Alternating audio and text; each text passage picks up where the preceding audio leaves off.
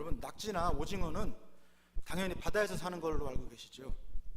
근데 저는 낙지와 오징어가 민물에서도 사는 그런 건 줄로 알았었습니다. 제가 아주 어릴 때, 초등학생 때였는데 부모님과 함께 식당에 갔었는데 메뉴판에 산낙지, 산오징어라고 쓰여있는 것을 보고 그때부터 저는 정말로 그 낙지와 오징어가 산에서 잡힌, 뭐 이렇게 흙을 캐서 잡는 건 아니고 이제 계곡물이 흐르잖아요. 산에, 깊은 산에는 그 계곡물에 사는 건 줄 알았어요.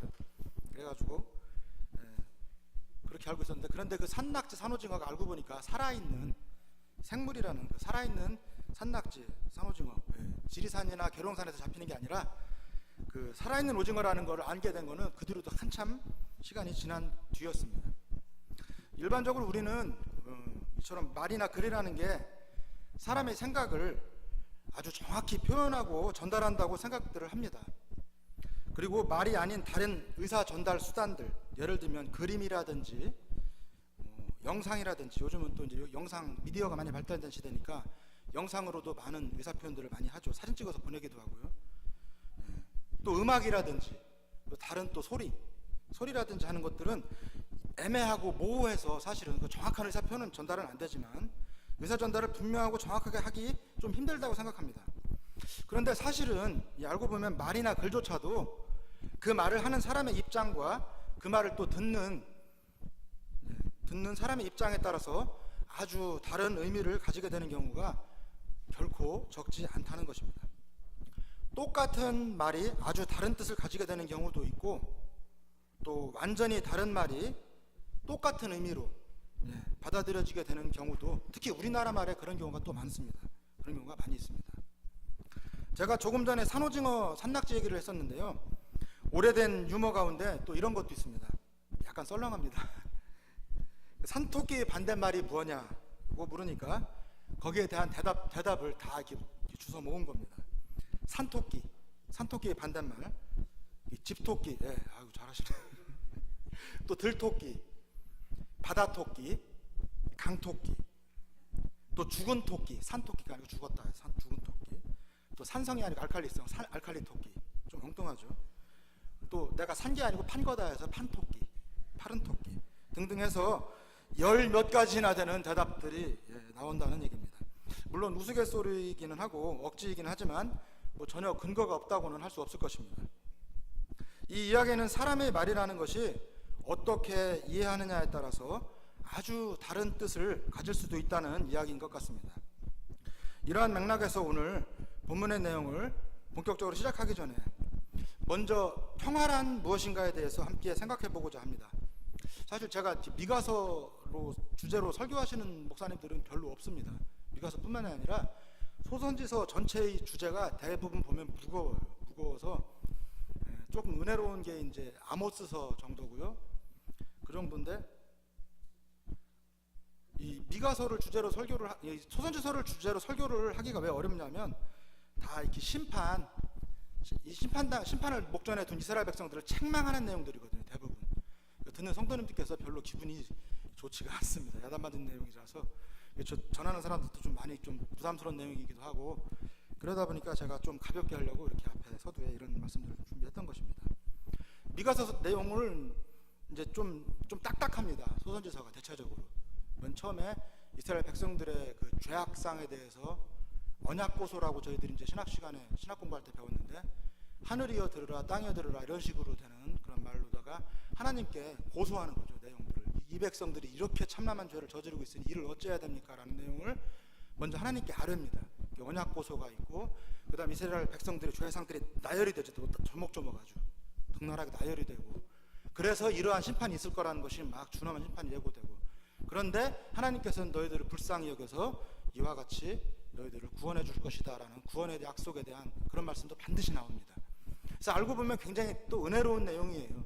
은혜로운 내용이기도 하고, 우리 지금 이 시대를 살아가는 우리에게 꼭 필요한 말씀이기도 한데, 아까 말씀드린 대로 그렇게 좀 약간 내용이 딱딱하고 또 책망하는 투고 막 이러니까 전하는 설교자들이나 받아들이는 성도님들이나 서로 좀 부담스럽기 때문에, 특히 미가서는 이걸 주제로 설교하시는 분들은 저는 거의 못 봤습니다.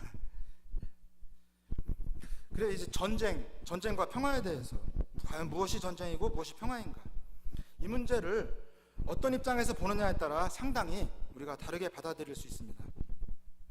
우리는 흔히 전쟁의 반대가 평화라고 생각합니다. 그래서 전쟁이 없으면 평화롭다고 우리가 여깁니다. 그러나 정말로 그럴까요? 전쟁만 안 하면 평화고 평화로우면 전쟁이 곧 없는 걸까요? 예수님께서 이 땅에 태어나셨을 때 천사들이 찬송하기를 지극히 높은 곳에서는 하나님께 영광이요 땅에서는 하나님이 기뻐하신 사람들 중에 평화로다라고 했는데, 예수님은 누가복음 12장 51절 말씀입니다. 예수님은 내가 세상에 화평을 주려고 온 줄로 아느냐, 내가 너희에게 이르노니 아니라 도리어 분쟁하게 하려 함이로라 라고 하십니다. 그렇다면 천사들이 말한 평화는 뭐고 예수님께서 말씀하신 그 평화는 또 다른 것일까요? 어떻게 보면 우리나라에서 1950년도에 벌어졌던 그 한국전쟁 6.25 동란은 남과 북 모두에게 적어도 어떠한 그 한 가지 명분만큼은 있는 전쟁이었습니다. 남쪽이나 북쪽이나 모두가 다 이 전쟁을 민족을 통일하기 위한 전쟁이라고 여겼고, 그러므로 한국전쟁은 적어도 명분상으로는 민족 통일을 위한 그런 전쟁이었습니다. 그렇다고 해서 한국전쟁이 정당화될 수야 물론 없겠지만 적어도 이러한 명분 정도는 있었던 그런 전쟁이었습니다. 그런데 그 이후에 전쟁의 시기보다 훨씬 더 길었던, 지금까지 계속 이어지고 있죠, 이런 냉전은 이러한 명분조차도 없는, 말하자면 참으로 악한, 어리석기 짝이 없는 그런 전쟁이었습니다.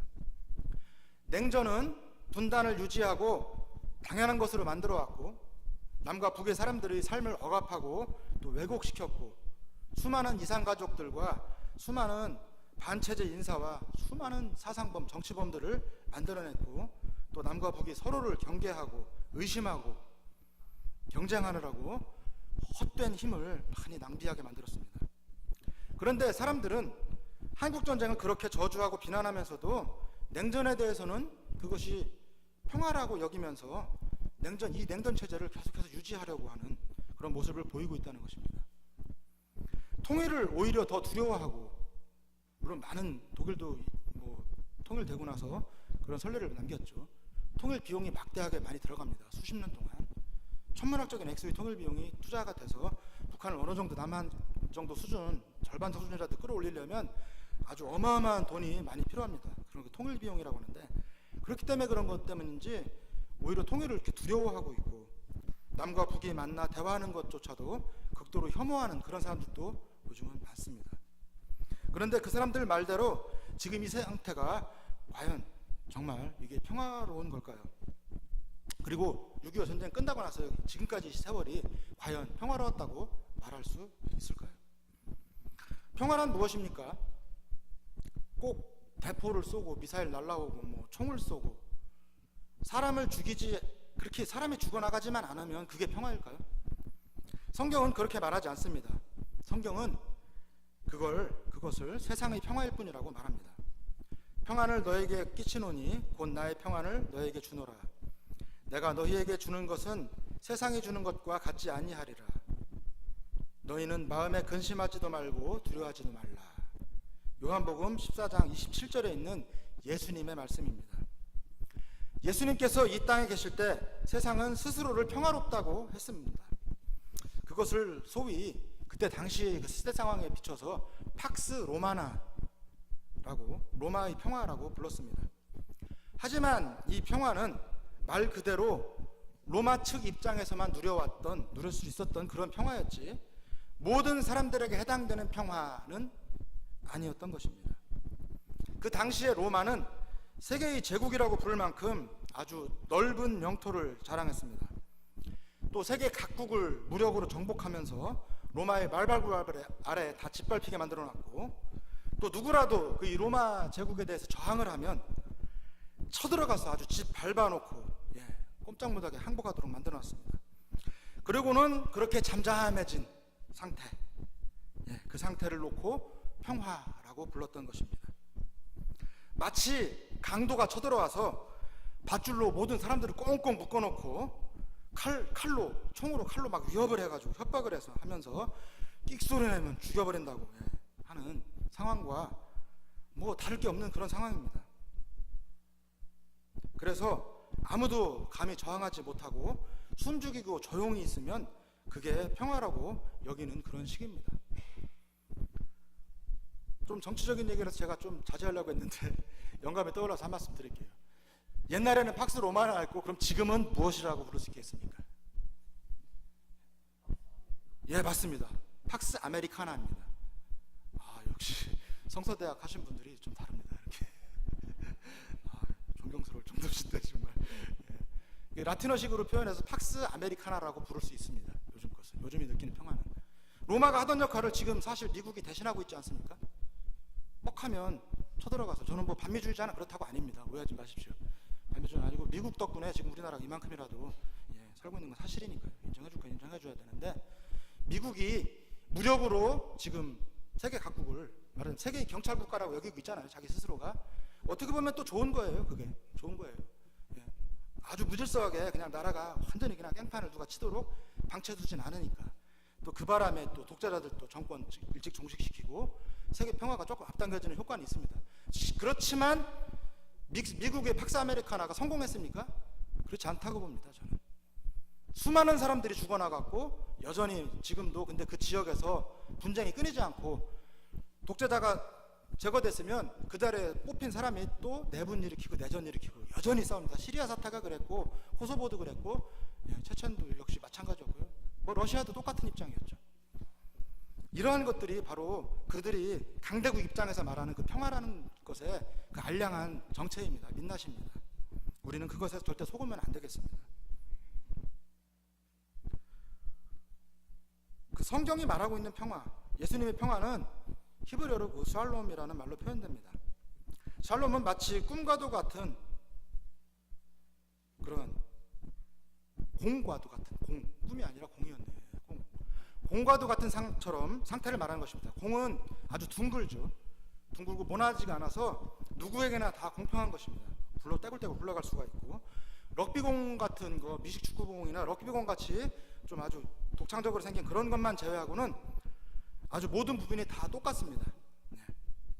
어디가 튀어나거나 들어간 곳이 없고 모두가 고르고 공평하게 생겼습니다. 둥글둥글하게. 한쪽이 나오거나 들어가면 또 찌그러져서 그건 더 이상 공이라고 부를 수가 없게 되겠죠. 성경에서 말씀하고 있는 그 진정한 평화란 이런 모습입니다. 다 함께 이사야서 40장 3절로 5절 말씀을 한 목소리로 읽겠습니다. 이사야서 40장 3절 5절 말씀 시작. 외치는 자의 소리여 이르되 너희는 광야에서 여호와의 길을 예비하라.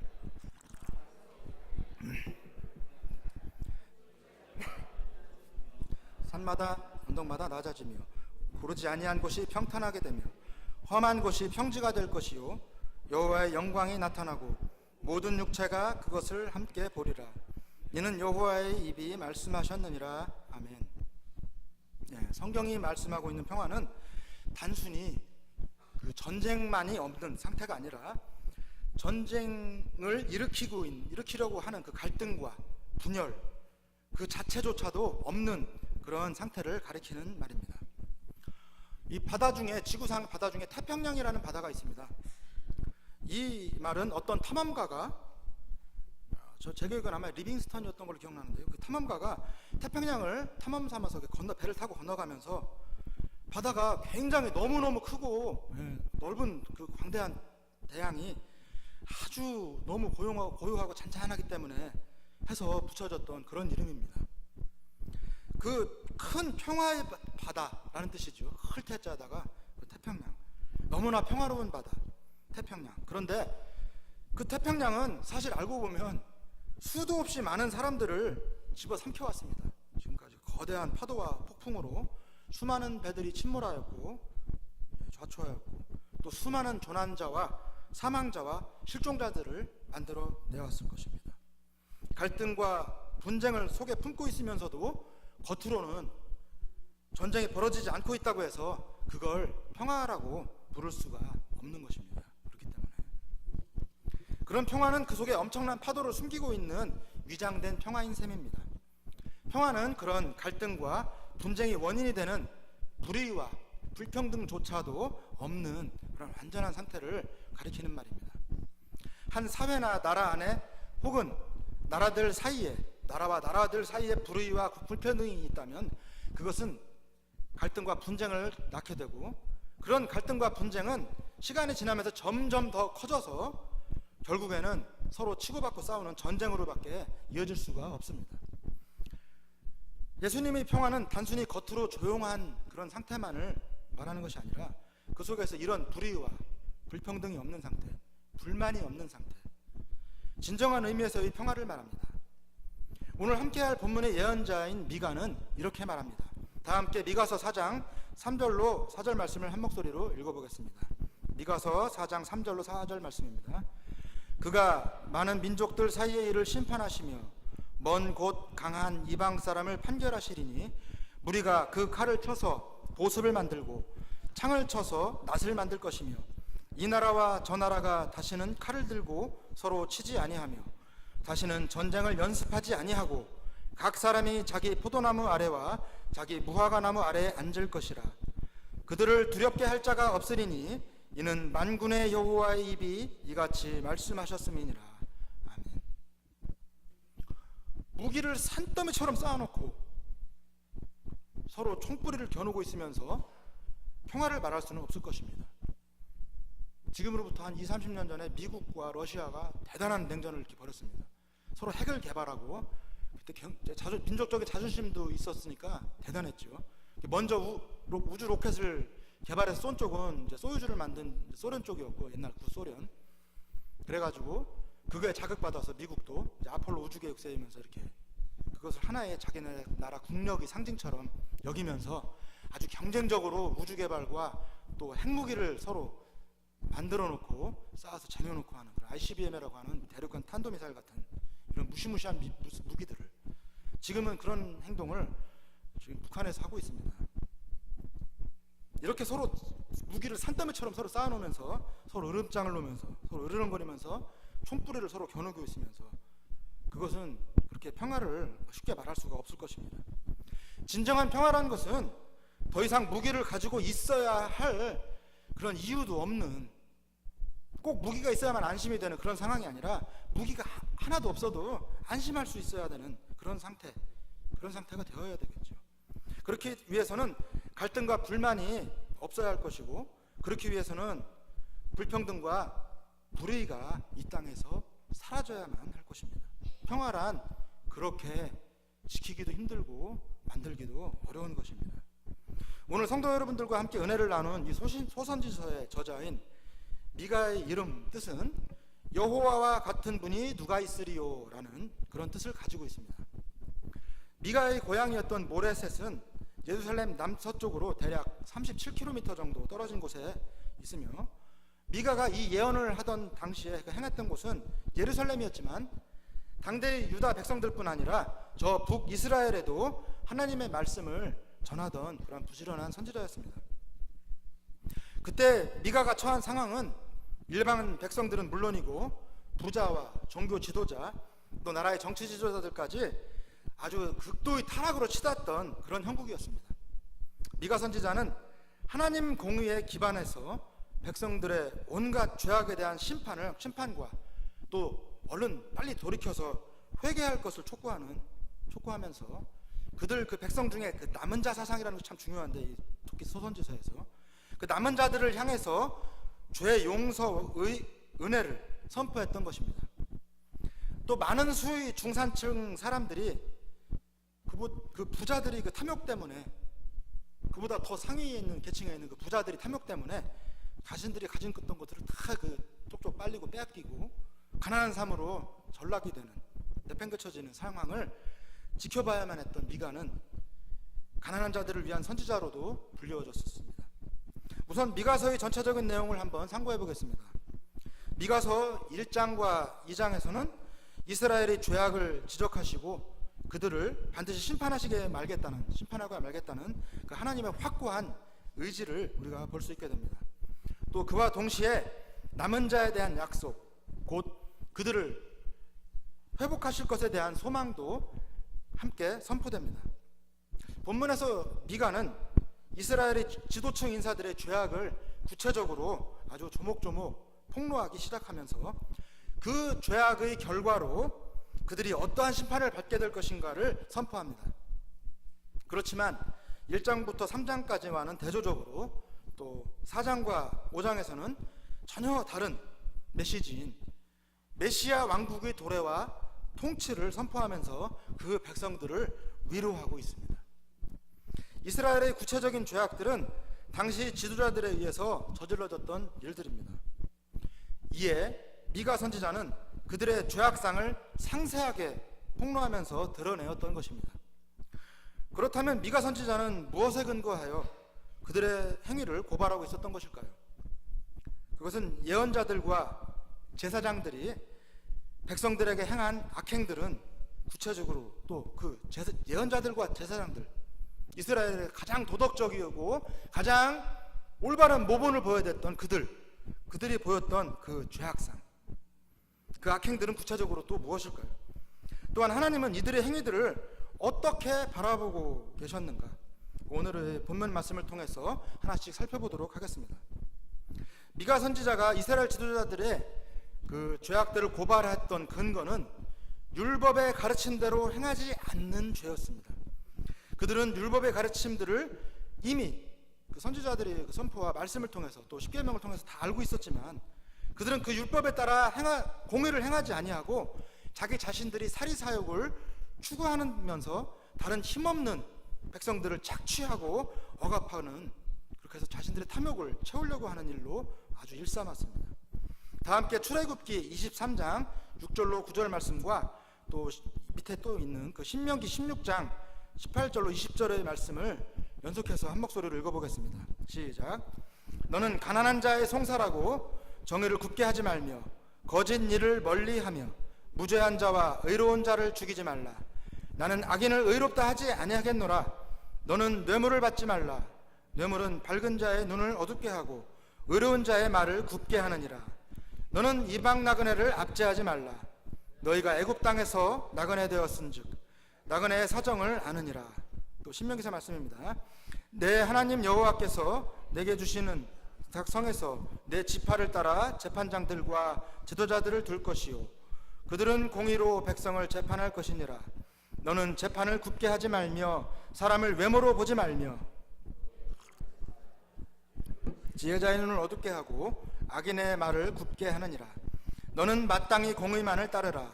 그리하면 내가 살겠고 내 하나님 여호와께서 내게 주시는 땅을 차지하리라. 아멘. 그들은 공의와 선과는 상관이 없이 악을 행하기를 아주 좋아하고 즐겼으며 자신들의 배만을 채우는 그런 죄를 행했던 것입니다. 그들의 이러한 행위는 이스라엘 공동체를 생각하지 않는 악행들이었고 거기에 덧붙여서 또 종교 지도자들은 거짓 예언을 선포하는 악행을 저질렀던 것입니다. 그들은 물질을 주의 평강이라고 외치면서 복을 빌었지만 그렇지 않은 자들에게는 전쟁을 선포하고는 했습니다. 따라서 하나님은 이와 같은 백성들의 지도자와 종교 지도자들의 죄악들을 보시고 그대로 침묵하시지 않았던 것입니다. 당시 일반 백성들은 그들의 막강한 권력 때문에 아무런 저항도 할 수 없었지만 하나님은 그들의 권력에 도전하며 반드시 심판하심으로써 보복하실 것을 선포하셨던 것입니다. 이렇게 미가 선지자의 입을 통해 폭로되었던 지도자들의 행위들은 민족적인 심판을 초래하는 근거가 되었습니다. 이 말씀에 대한 말씀들은 미가서 오늘 함께 읽었던 본문의 3장 4절로부터 6절 8절 그리고 또 3장 12절에 자세히 나옵니다. 이 본문에 언급된 종교 지도자들의 그 행위들 속에는 그 오늘날 우리 현대의 교회의 목회자요 설교자인 이 주의 종들의 그 기능과 메시지의 핵심이 과연 무엇이 되어야 하는지를 발견하게 만들어줍니다.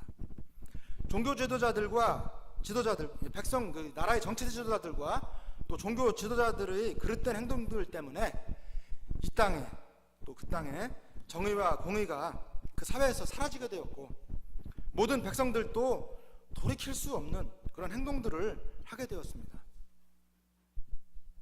가장 도덕적이고 깨끗해야 될 사람들이 그렇게 하니까 오히려 더 하니까 한수 더 뜨고 그러니까 그들이 보고 무엇을 배우겠습니까? 저런 사람도 저렇게 하는데 나도 하나님 섬긴다는 사람들까지 저렇게 하니까 나도 뭐 잘 먹고 잘 사는 게 우선이구나 싶어서 더 마음껏 강포와 그런 것들을 하겠죠. 정의와 공의가 그 땅에 사라지게 됐고 돌이킬 수 없는 행동을 하게 된 것은 다 그런 것들, 위에 사람들이 도덕적으로 타락했을 때 그 타락은 아주 걷잡을 수 없이 진행되는 것입니다. 그러니까 이들은 예수님의 말씀처럼 자기 자신의 배만을 위하는 그야말로 사꾼 목자들이었던 것입니다.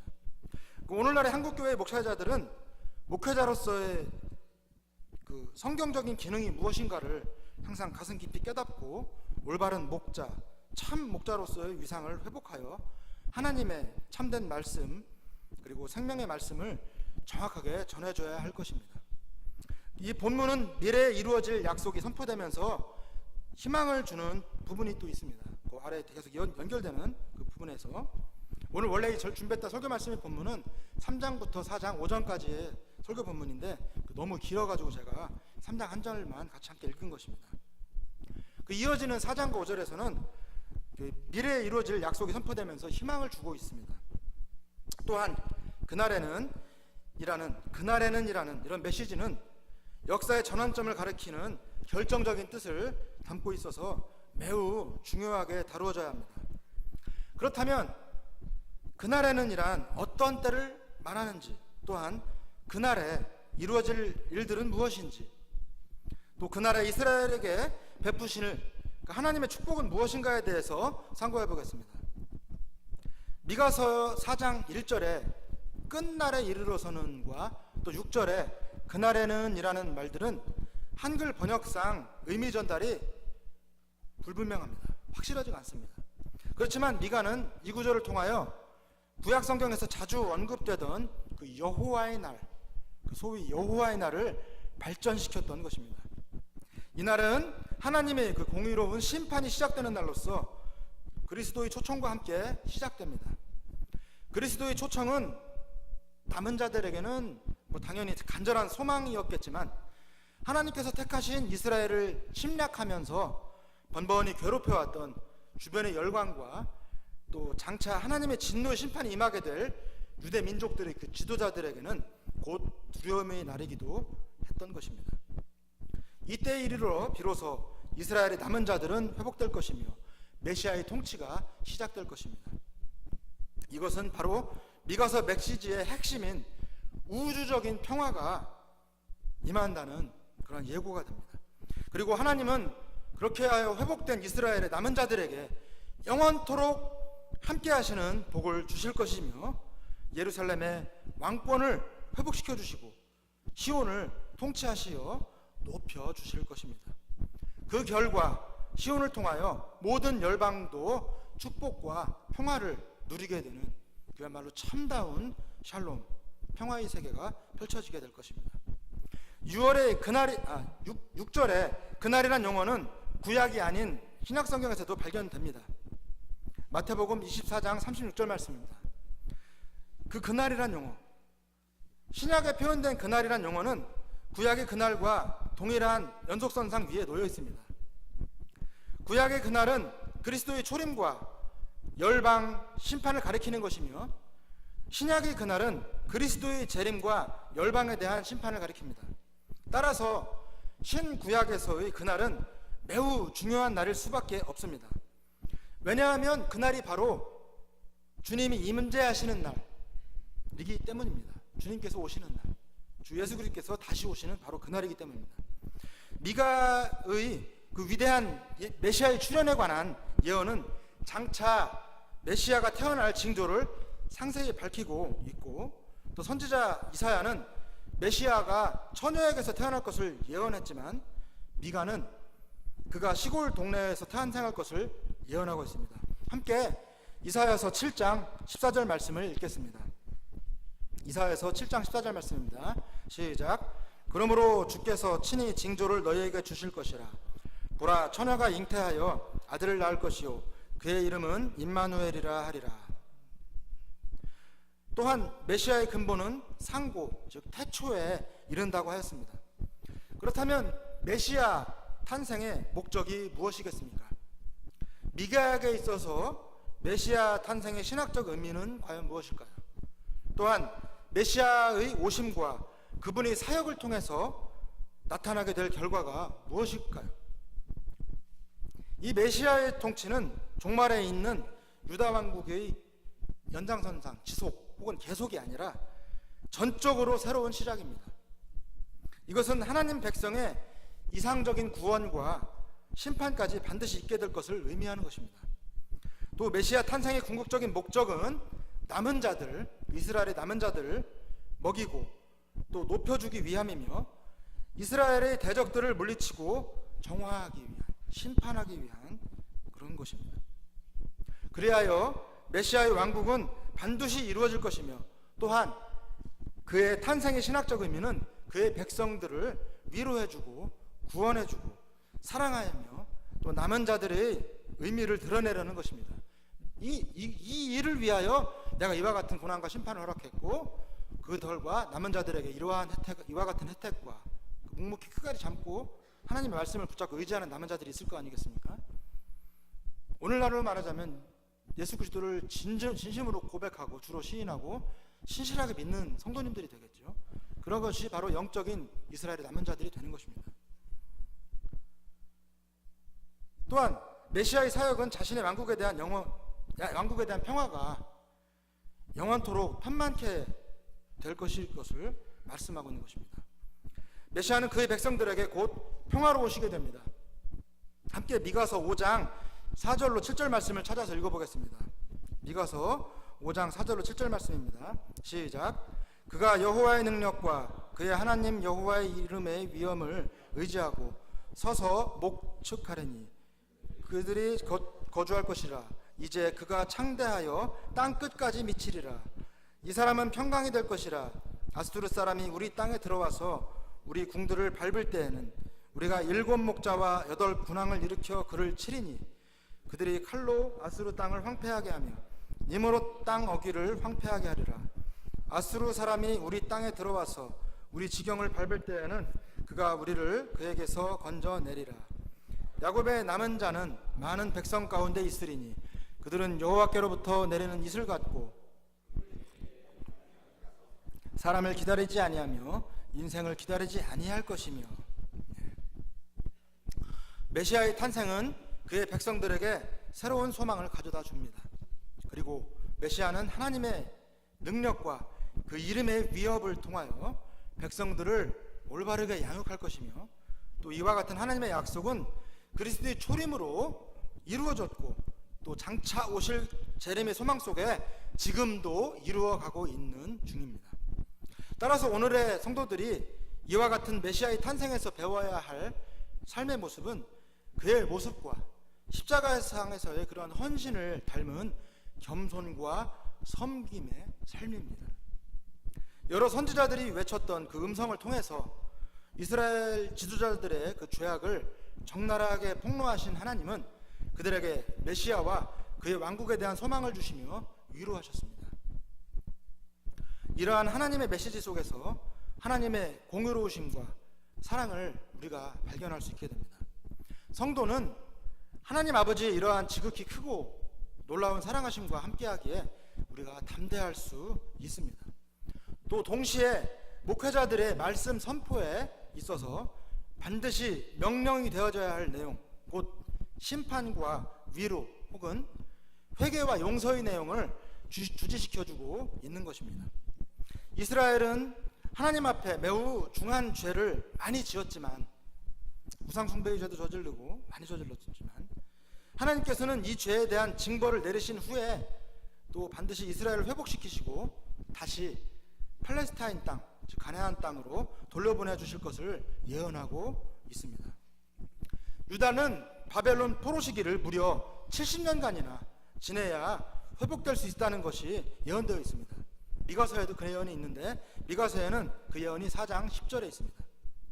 이 예언은 바벨론이 강대국이 되기 이전에, 즉 신흥 국가일 때 선포되었던 예언이었으며, 이 당시에는 아수르, 지금의 시리아 땅이죠, 아수르가 이스라엘 주변에서 가장 위협적이었던 강대국으로 있을 때입니다.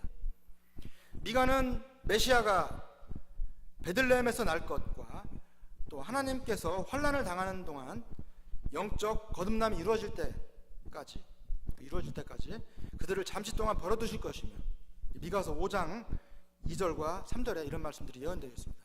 또 열방이 아마겟돈에서 이스라엘에 대적하여 함께 모일 것, 이것은 미가서 4장 11절에 예언되어 있고, 또 이들 열방은 분쇄당할 것도 예언되어 있습니다. 이것은 미가서 5장 15절에 있는 말씀입니다. 분쇄당할 것을 예언하고 있습니다. 그날이 오면 주의 산에 모여 주께서 가르치시는 길을 따르게 될 것이며, 주께서 친히 통치하실 것이며, 그때는 평화가 온 우주적으로 깃들게 될 것입니다. 이때에는 구원 얻은 성도들이 하나님께 순종하고 오직 하나님 한 분만을 신령과 진정으로 섬기게 될 것입니다. 구약에서의 구원은 수많은 어려움과 환난과 고난과 시련을 건너가면서, 즉 애굽에서의 종살이로 인한 어려움과 바벨론 포로 시대 때 그리고 포로 상태에서의 해방 등등이 있었습니다. 이것은 역사적이고 실제적인 경험이었던 것입니다. 구약에서 구원을 의미하는 단어들은 이런 구원을 의미하는 단어들은 이렇게 실질적인 것이었지만, 죄로부터 구원을 받는다는 의미는 상대적으로 약했던 편입니다. 구약 성경에 나오는 하나님의 그 역사적인 구원 중 가장 커다랐던 것, 큰 사건, 거대했던 사건 두 가지는, 첫째는 애굽으로부터의 구원, 출애굽 사건이었죠. 구원과 두 번째는 역시 바벨론 포로기에서 풀려났던 것, 제2의 출애굽이라고 우리가 말합니다. 그 두 가지를 둘 수 있습니다. 신약 성경 에베소서 2장 8절의 말씀을 함께 읽어보겠습니다.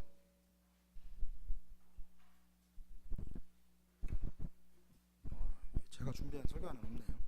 신약 성경 에베소서 2장 8절의 말씀을 함께 읽어보겠습니다. 시작.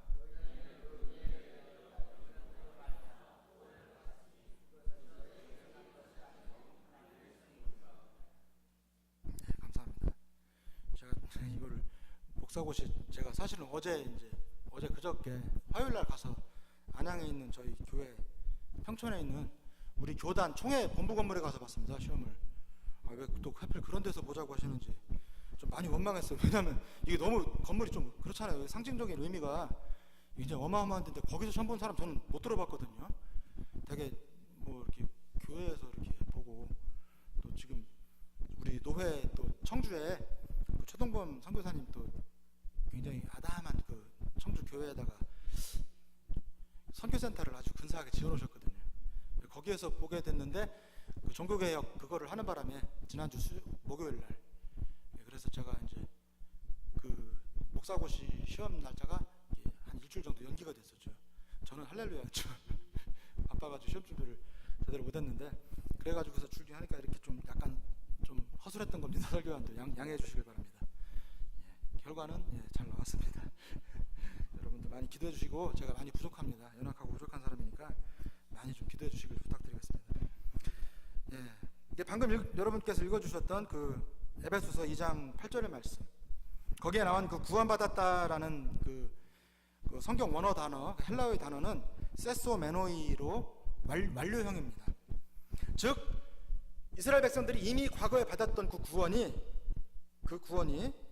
받은 그 효과가 영원토록 계속해서 지속되고 있는, 변하지 않고 이어질 것이다, 전속된다라는 그런 의미이고, 또 구원을 의미하는 헬라어 단어인 그 어간, 헬라어에는 어간이 있거든요. 중간에 그 중요한 어간이 있거든요. 그 어간 소조는 신약 성경 전체에서 굉장히 많이 인용이 되어 있습니다. 대략 100회 이상 등장하고 있는데, 구약에서의 역사적인 의미나 또 돈을 지불하고 구속한다는, 속량한다는 거죠. 노예를 돈 지불하고 산다는 그런, 구속한다는 등의 의미보다는 이것은 병이 들었다든지 아니면 귀신 들림으로부터 노인받는, 구원받았다는 그런 의미를 의미할 때 더 사용되는 그런 단어인 것입니다. 구원은 여호와께 있으며 여호와는 우리의 반석이십니다. 만약에 기독교에서 예수 그리스도로 인한 구원, 굉장히 핵심적인 진리 아닙니까? 이런 핵심적인 부분이 사라지고 없다면 우리는 뭐 이슬람교나 불교 혹은 힌두교와 같은 기독교 이외의 그런 다른 잡다한 세상 종교들과 아무런 차이점이 없게 될 것입니다. 구약에서 하나님의 구원은 눈에 드러나는 것이었고, 또 신약에서 예수님께서 베풀어 주신 그 십자가 대속의 은혜, 이 은혜 또한 눈에 드러나는 것이 많았습니다. 그렇지만 종말에 가서, 이 세상의 마지막 끝날 그 종말에 가서 궁극적으로 이루어질 성도들의 구원은 이건 아직까지 온 것은 아니죠. 아직까지는 완전히 성취되지는 않았습니다. 이것에 대해서 지난번에 우리 진한우 목사님께서 아주 쉽게 알아듣기 쉽게 이미와 아직, 벌써 우리는 이미 받은 구원을 아직 이루어지지 않았으니까 살아가야 된다는, 성화되어지는 삶을 살면서 그 주일 설교 말씀에서 아주 너무 은혜롭게 잘 설교해 주셨습니다. 아직은 완전히 성취되지 않은 그러한 구원의 약속인 것입니다. 예언자들은 하나님의 창조가 구속으로 인하여 다시 새로워질 것이며 모든 것이 온전하게 회복되어질 것이라고 선포합니다. 하나님께서는 고향을 떠나서 그 고생하고 있는 백성들을 다시 불러 모으시고, 또 남아있는 백성들로 하여금 강성한 그런 민족을 이루어야 될 것을 약속하셨습니다.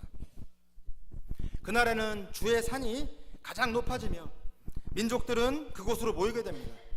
그곳에서 백성들에게 주께서 주의 길을 가르치시면 백성들은 그 가르침을 기쁨으로 따르게 될 것입니다. 주께서는 민족들 사이의 분쟁을 판결하시고, 또 나라와 나라 사이에는 전쟁이 두 번 다시 없게 될 것이며 아무 협박하는 것이나 위협하는 것이 없이 우리가 평화로이 살 수 있게 될 것입니다. 그뿐만이 아니라 오직 하나님만을 섬기고 그분께만 복종하게 될 것입니다. 이러한 메시아 왕국의 모습에 대해서 많은 예언을 한 선지자로는 우리가 이사야를 꼽을 수 있습니다. 선지자 이사야는 만물의 구원이 이루어질 날에 대해서 거기 대로가 있어 그 길을 거룩한 길이라 일컬은 바 되리니 깨끗이 못한 자는 지나지 못하겠고 오직 구속함을 입은 자들을 위하여 있게 될 것이라. 우매한 행위는 그 길을 범치 못할 것이며 거기는 사자가 없고 사나운 짐승이 그리로 올라가지 아니하므로 그것을 만나지 못하겠고 오직 구속함을 얻은 자만 그리로 행할 것이며 여호와의 속량함을 얻은 자들이 돌아오되 노래하며 시온에 이르러 그 머리 위에 영영한 희락을 띠고 기쁨과 즐거움을 얻으리니 슬픔과 탄식이 달아나리로다. 아멘. 이사야서 35장 8절로 10절 말씀입니다. 이와 같이 그 완벽한 평화의 세계를 노래했던 것입니다. 이동원 목사님께서 쓰신 그 내 영혼의 내비게이션이라는 말씀 그 책 중에 나오는 구절입니다. 제가 한번 읽어보겠습니다. 가끔씩 10,000원이 된 비행기를 타다 보면 탑승 끝 무렵에 탑승구에서 세 종류의 사람들이 서성거리는 모습을 보게 됩니다. 한 종류는 확인받은 비행기 표를 들고 차를 마시면서 대화하다가 맨 끝자락 시간이지만 아주 여유 있는 느긋한 표정으로 타는 사람들. 또 한 종류는 비행기 표는 가지고 있는데 좌석 배정을 아직 못 받고 확인을 받지 체킹을 못한 사람들이죠. 스탠바이 상태에 있으면서 불안하게 왔다 갔다 하는 사람들.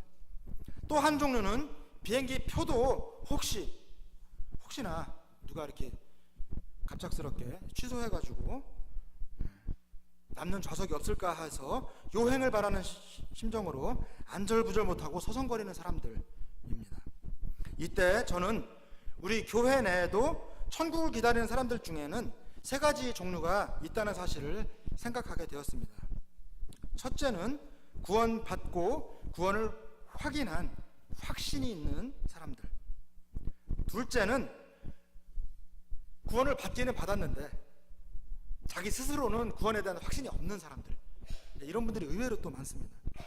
셋째는 이분은 구원을 아직 못 받았어요. 못 받고 아직 받은 건지 안 받은 우리는 잘 모르죠. 하나님만 아시지만 구원에 그런 예정이나 섭리가 있는지 없는지 모르겠고 구원도 못 받았다고 봐야 되고 또 본인도 뭐 당연히 확인 못 하겠죠. 확신도.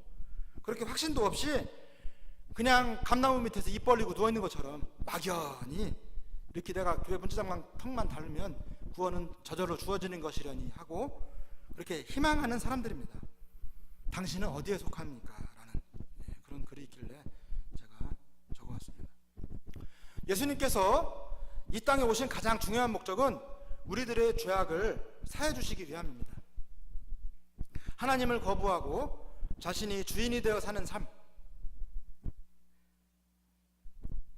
에덴 동산에서 그 첫 사람이었던 아담과 하와의 그 선악과 타락 이후에 우리가 항상 이런 모습이 되어가고 있죠. 우리가 스스로가 주인 되는 삶. 이게 바로 내 자신이 내 배를 채우는 이런 욕심 같은 것들이, 안목의 정욕, 육신의 정욕, 이런 거, 이생의 자랑, 이런 것들이 내 스스로가 우상이 되어서 이끌어가는 그런 삶입니다. 그런 삶을 가르쳐서 성경은 죄악이다라고 말합니다. 우리 인간은 하나님과 사랑의 교제를 하며 살도록 하나님의 형상대로 창조되었습니다.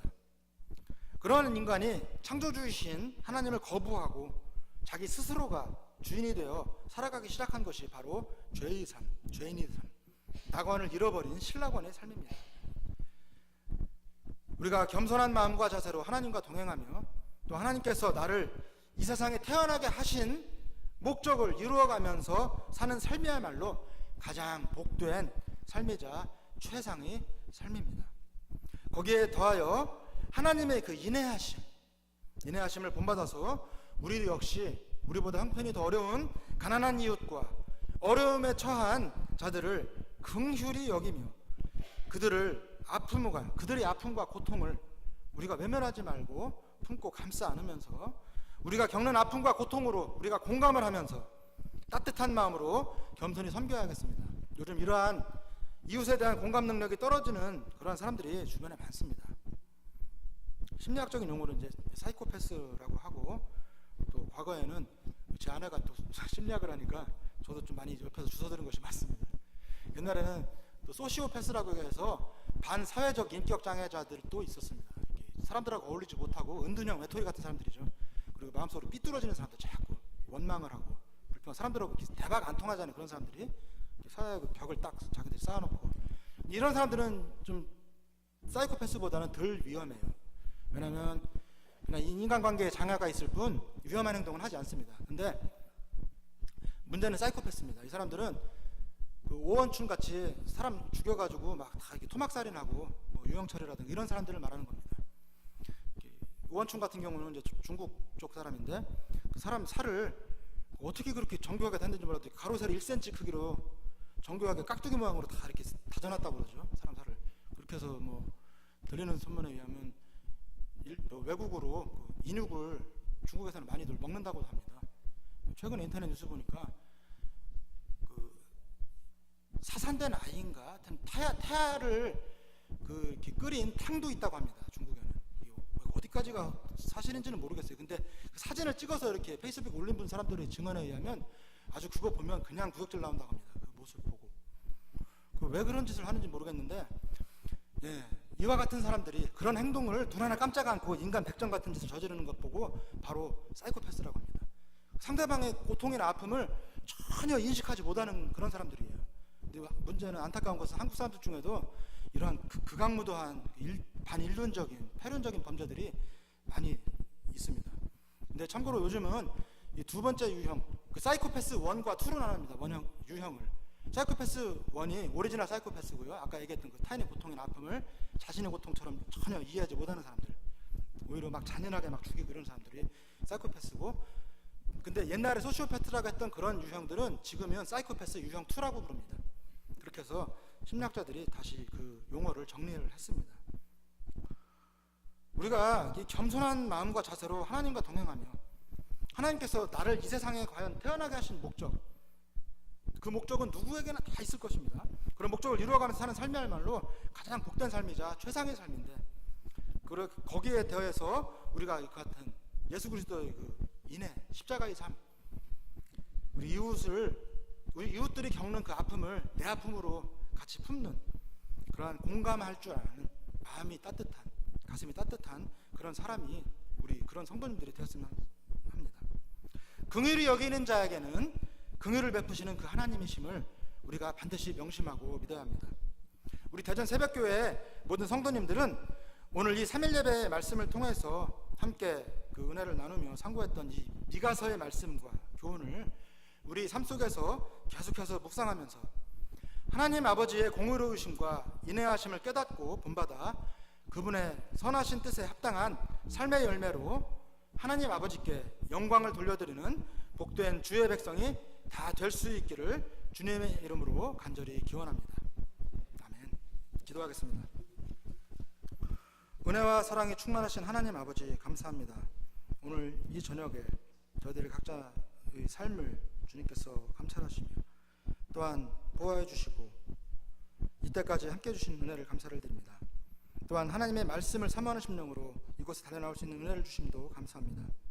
아버지 하나님, 이 미가서의 말씀을 우리가 상고했는데 이 말씀처럼 우리가 이 거짓된 평화에 속지 아니하고 우리가 영적인 눈을 떠서 우리의 주변과 이웃에 벌어지는 또한 크게 눈을 돌려보면 이 나라와 이 민족에게 주신 이와 같은 시련과 고난 속에서 하나님 아버지께서 저희들에게 주시고자 하시는 그 메시지와 뜻을 저희가 옳게 분별하고 아버지 하나님께서 우리에게 궁극적으로 허락하실 그 남은 자들에게 허락하실 또한 그 두렵고 떨리는 날이지만 여호와의 날 그리스도의 그날이 속히 돌아오기를 고대하는 심령으로 우리가 이 말씀을 굳게 붙잡고 의지하고 나아갈 수 있도록 인도해 주시옵소서. 저희들의 삶을 살펴주시고 성령 하나님께서 동행하여 주시며 성령께서 인을 쳐주시며 이 험악한 세상 가운데 살아가는 동안 가운데 우리가 이 헌탁한 세상의 문화와 그와 같은 모든 더러운 것들에 물들지 아니하고 온전히 하나님 아버지의 그 말씀 하나만을 저들이 굳게 붙잡고 묵상하고 의지하며 그 말씀에서 힘을 얻어 이 험악한 세상과 싸워 승리를 거두는 우리 모든 복된 성도님들 다 될 수 있기를 간절히 소망합니다. 아버지 하나님께서 저희들의 삶을 살펴주시고 성령으로 충만케 하셔서 우리가 이 모든 사역들을 충실히 감당하는 그래야 그 모든 열매를 온전히 하나님 아버지께 돌려드림으로 우리 하나님을 기쁘게 하고 영화롭게 하는 우리 모든 복된 성도님들 되시길 간절히 소망합니다. 돌아가는 발걸음도 주님께서 함께 해주시고 인도해 주시길 간절히 소망하며 예수님 이름으로 감사드렸고 기도 올려옵나이다. 아멘. 계속해서 열방을 위해서 함께 기도하겠습니다.